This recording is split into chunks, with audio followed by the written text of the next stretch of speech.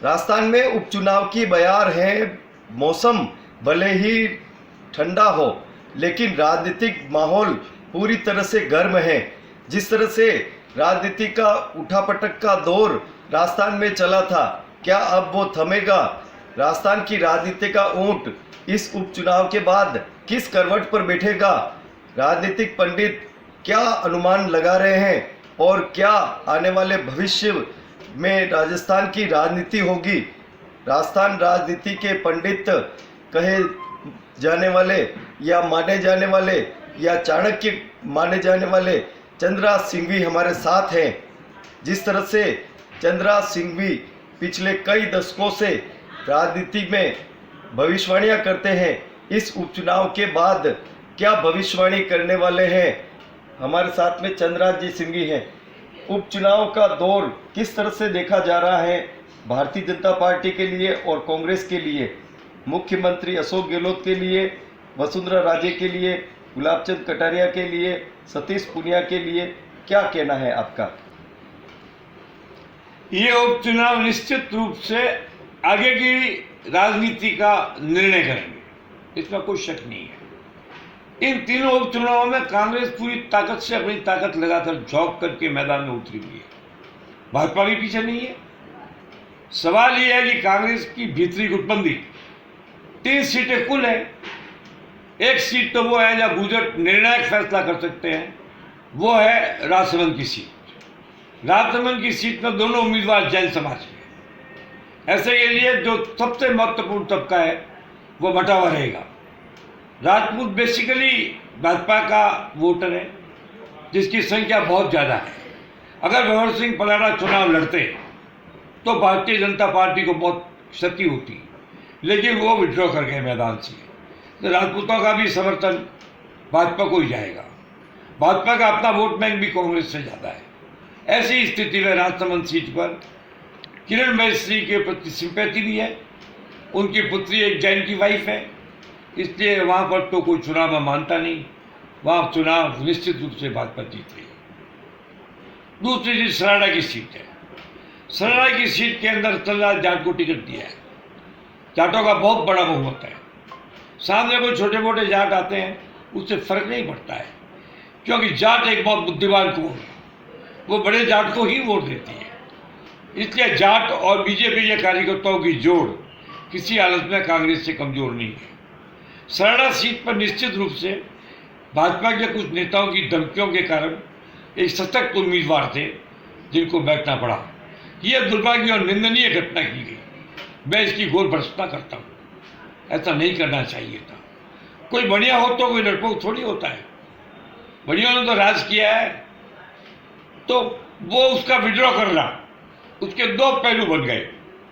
अगर उस विड्रॉ को भारतीय जनता पार्टी सामान्य प्रक्रिया से करती तो सारे उसके वोट भाजपा को मिलते, पर अब चूंकि बेइज्जती के साथ उसको बैठना पड़ा और धमकियों का दौर चला। जूनियर बीजेपी के नेता जोगेश्वर गर्ग वगैरह, इन लोगों ने उसको बहुत धमकाया, उसके भाई को धमकाया। इस प्रकार से उसको बिठाया गया। ये शर्मनाक घटना है। परंतु वोटर जो है भाजपा का, हो सकता है वो वोट कम डाले, आधे डाल दे, मगर वो कांग्रेस को वोट नहीं देगा।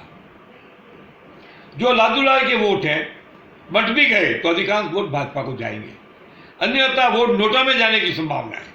ऐसी स्थिति में सेकंड सीट पर भी निश्चित रूप से भाजपा की जीत तय है। तीसरी सीट है सुजानगढ़ की। वहां पर जाट डोटासरा को कितना महत्व देते हैं, उस पर उसका भविष्य तय करेगा।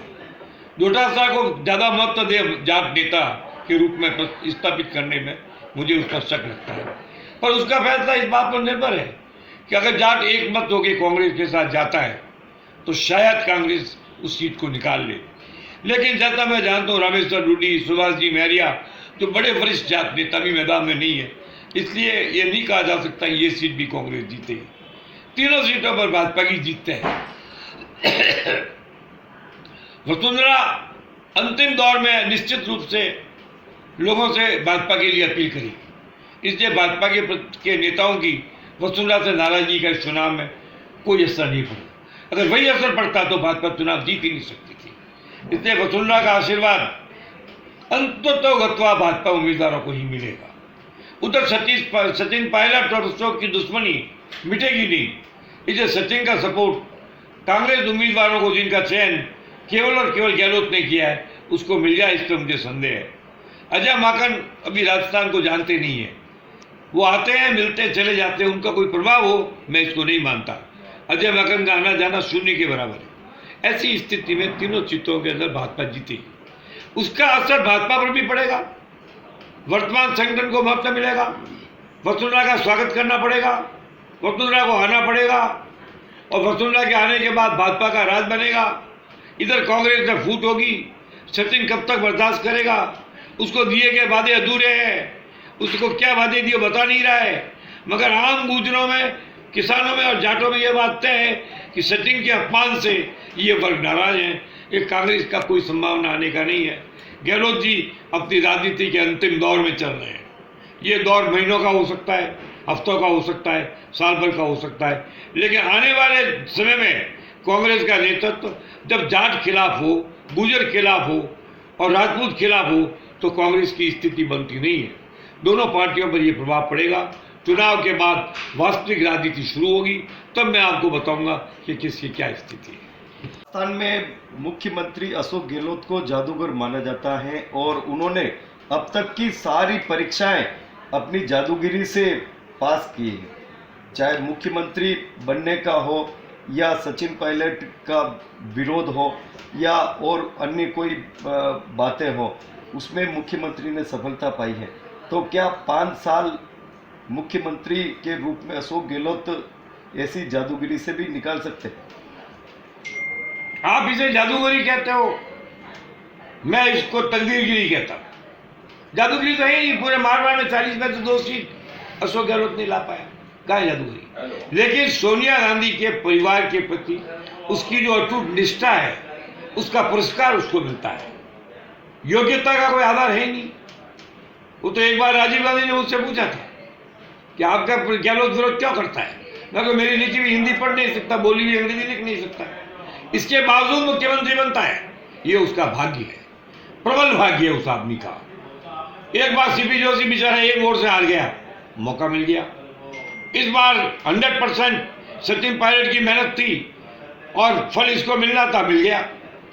पहली बार 98 में परशुराम मदेरणा स्वयं राजस्थान की राजनीति में बने रहना चाहते थे, इसलिए एमपी का टिकट न लेकर के इसको टिकट दे दिया, तब से भाग्य बना।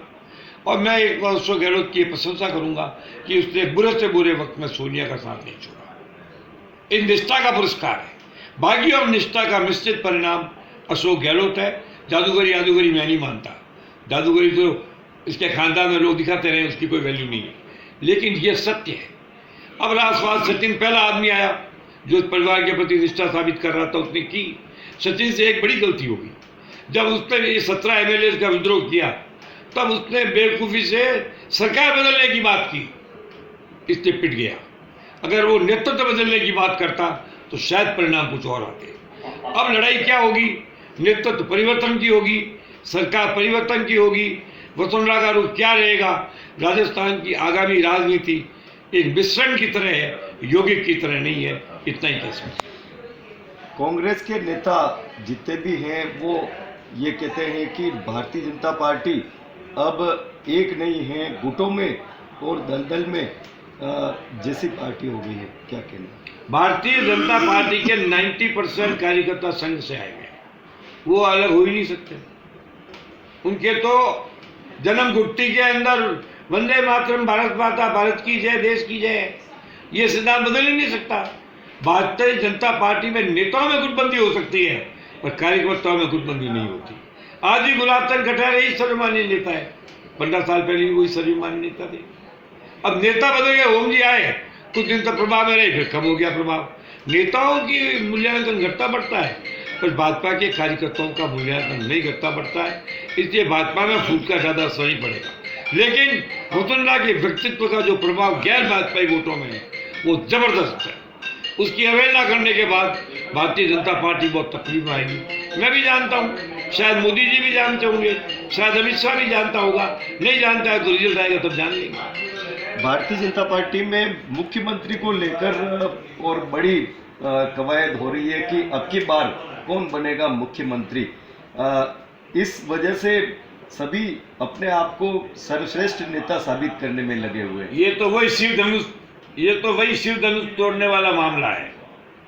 रावण ने कहा मैं तोड़ दूंगा, बाणों से बोला मैं तोड़ दूंगा, तोड़ा तो श्री राम ने, तो एक ही तोड़ेगा। मुख्यमंत्री के कई दावेदार है, एक दर्जन दावेदार है। सतीश पूंजा भी मुख्यमंत्री का दावेदार है। गजेंद्र सिंह शेखावत तो पक्का ही दावेदार बना हुआ है, क्योंकि उसके ऊपर अकिंचन आशीर्वाद है अमित शाह मोदी जी का। लेकिन उसके और वो नवजीवन सोसाइटी नाम का एक बुरुट लगा हुआ है। ये गुण उसको किस हद तक खाएगा ये मैं नहीं जानता। गहलोत उनके प्रति नर्म नहीं है। कानून में केस है, एसओजी लगी हुई है, इंक्वायरियां चल रही है, ईडी का मामला बन सकता है, तो इसको छोड़िए आप। ओम माथुर को मौका देना ही नहीं चाहती भारतीय जनता पार्टी का, आरएसएस नहीं चाहता, तो ओम जी का भी आने का चांस नहीं है। गुलाब जी वरिष्ठ है, अगर गुलाब जी की अभी उम्र जवानी की मानी जाए तो निश्चित रूप से बेस्ट उम्मीदवार है। वसुंधरा उम्मीदवार अपने दम पर है, नेताओं की मेहरबानी पर नहीं है। इसलिए मैं नहीं मानता कि आने वाले चुनाव में भारतीय जनता पार्टी वसुंधरा के नेतृत्व की अनदेखी कर पाएगी, और ऐसी स्थिति के अंदर वसुंधरा के नेतृत्व को चुनौती देने की औकात ये 4-6 छुट भैया मिलकर भी नहीं।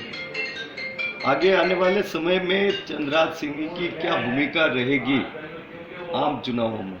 जो भी मेरे को लगेगा, मैं किसी पार्टी को ज्वाइन करने का तो मेरा प्रश्न ही नहीं है, क्योंकि मैं 94 के अंदर ऑल इंडिया का सेक्रेटरी था।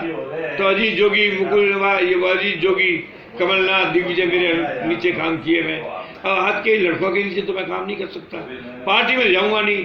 पर मेरा एक एक्सपेरिमेंट है, मैं उस तरह का आदमी को जिताऊंगा जो वास्तव में जनता की नजर में योग्य होगा, सेवाभावी होगा। कई कार्यकर्ता कांग्रेस का भी हो सकता है, कई भाजपा का भी हो सकता है। मैं बंधुआ मजदूर नहीं हूँ तो खूंटे से बन जाऊँ। खूंटा तोड़ना मेरी आदत है, तो मैं तोड़ता रहूंगा। जिस तरह से राजनेताओं की राजनीति और भविष्यवाणी होती है और उसके परिणाम किस तरह से होते हैं, यह तो समय आने पर ही पता चलता है।